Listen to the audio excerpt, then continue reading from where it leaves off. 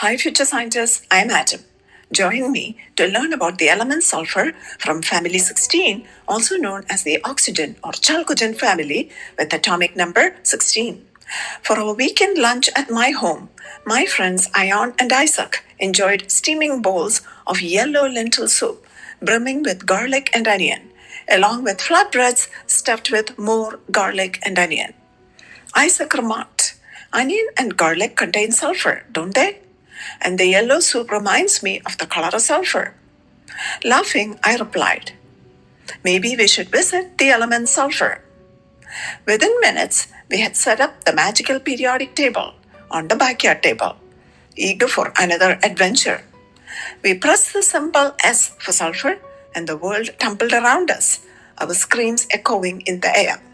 In an instant, we found ourselves in a tropical paradise, surrounded by lush green foliage and warm, humid air. Isaac exclaimed, "The sign says Kilauea Visitor Center."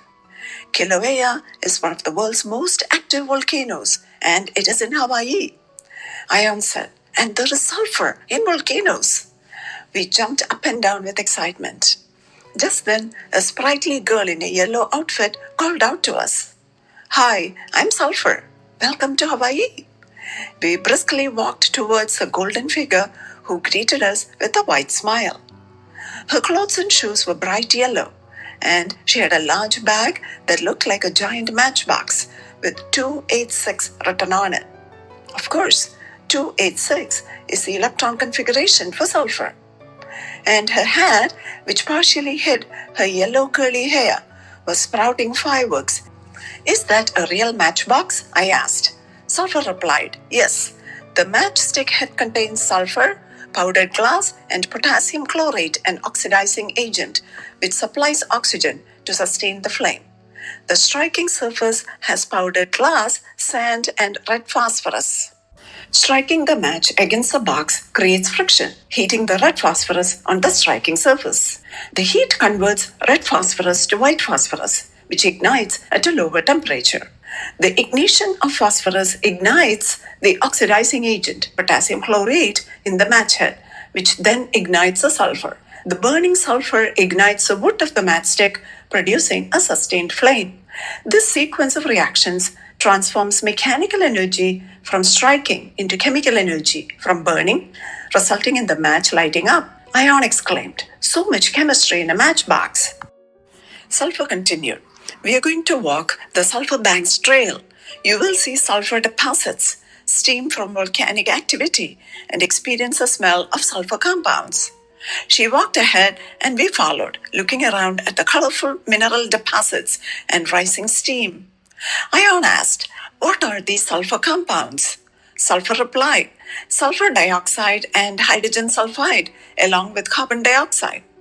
Isaac said, "Isn't hydrogen sulfide the one that smells like rotten eggs?" Sulfur nodded, "Yes. Pure sulfur itself has no odor.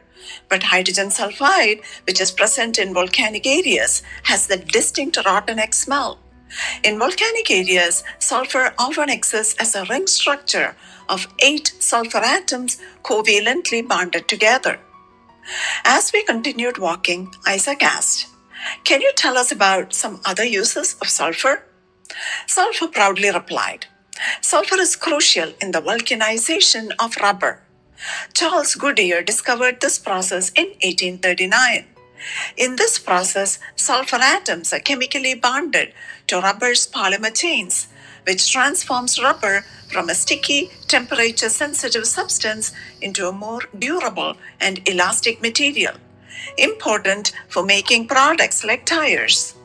Sulfur is also essential in producing sulfuric acid, a key ingredient in many industrial processes like fertilizers, detergents, and batteries. And let's not forget mercaptans or thiols, which are organic compounds that contain sulfur. They are characterized by their strong, unpleasant odors. These compounds are added to natural gas as an odorant to detect leaks, since natural gas is odorless." Pointing to her hat, Ion asked, "Why are you wearing a hat with fireworks on it?" I guessed. Sulfur is a key ingredient in gunpowder, which is used in some fireworks. Sulfur nodded, and at that moment, her hat erupted in a dazzling display of sparkles. We continued walking when I asked, "Is there sulfur in garlic and onion?" "Absolutely," Sulfur replied. "Garlic, onion, leeks, and shallots belong to the allium family. When you chop or crush them, sulfur compounds are released, producing the distinctive smell. These compounds have antimicrobial properties, but be cautious not to feed them to pets. Pets have different metabolic processes from humans. For example, they have different levels and types of enzymes that metabolize sulfur compounds. This difference can lead to oxidative damage to their red blood cells, causing conditions like hemolytic anemia, where red blood cells are destroyed faster than they can be produced." Isaac then asked, "But sulfur has health benefits for humans, right?" Sulfur responded, "Yes. Sulfur supports the synthesis of certain amino acids, promotes healthy skin, nails, ligaments, and joints, and has anti-inflammatory properties. In addition to allium vegetables, sulfur is present in cruciferous vegetables as well. Additionally, sulfur compounds are often used in medications for respiratory issues like bronchitis." Ion asked, "Who discovered sulfur?" Sulfur replied, "I have been known since the times of the ancient Egyptians, Greeks, and Romans. However, it was Antoine Lavoisier, a French chemist in the late 18th century, who formally defined sulfur as an element." I asked, "How does sulfur affect the environment?" Sulfur responded, "Sulfur compounds such as sulfur dioxide, when released into the atmosphere, can contribute to acid rain. Acid rain can harm ecosystems by acidifying soils and water bodies, impacting plant and animal life. It can also damage buildings and monuments, especially those made of limestone and marble, by accelerating the weathering process." It was getting quite hot and humid by then. Sulfur removed her fireworks hat to cool off, and her yellow curly hair gleamed in the sunlight. Playfully ruffling her hair, she said, "Did you know that sulfur is actually in your hair?" We looked at her, puzzled. She continued, "Hair is primarily composed of a protein called keratin, which contains disulfide bonds. My curly hair has many disulfide bonds which give it its shape. When you straighten your hair, you're breaking these bonds. Conversely, getting a perm is a chemical process that adds new disulfide bonds, creating curls." Then Sulfur glanced at her watch and said, "I'm taking a couple of scientists up in a helicopter to get an aerial view of Kilauea and Mauna Loa.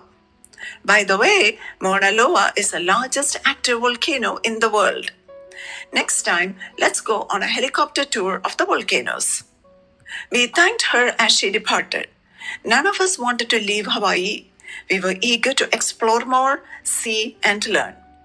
In a few minutes, we were back at my home, where the kitchen was filled with the warm, savory aroma of my mom's freshly baked onion rolls. With a smile, I announced, "I'll whip up some turmeric tea for us." Turning to my dog Electron, I added, "No onion rolls for you, though. How about an oatmeal raisin cookie instead?" As we enjoyed the golden turmeric tea and the deliciously fragrant onion rolls, we recounted our adventure with sulfur and dreamed about our next trip to Hawaii. There you have it, the story of sulfur, from the Magical Periodic Table and the Element Girl series, Book 4, Family 16, the Chalcogen family. Happy learning! Thank you!